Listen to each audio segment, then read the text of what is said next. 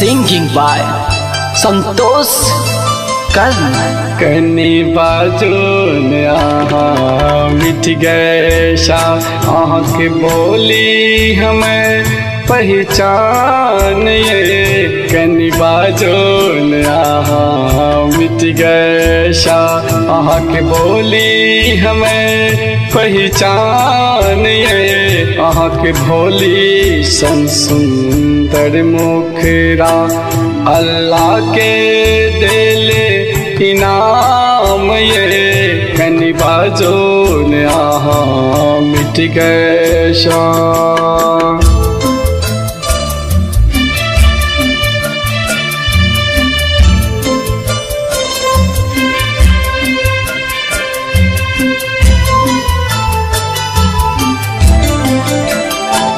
ना काबू लगा कर नानी की लब इस सुंदर सन चेहरा को ना देखब।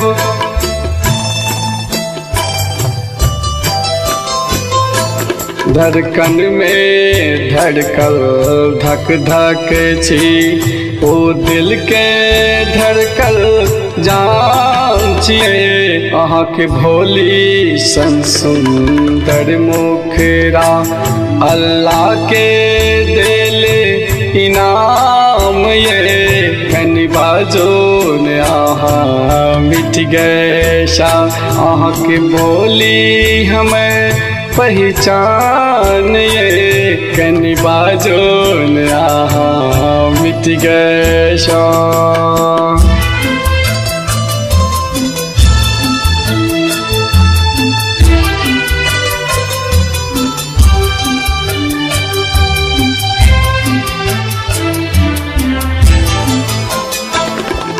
हम मन के मोही ले लिए में हम कौन गलती छे।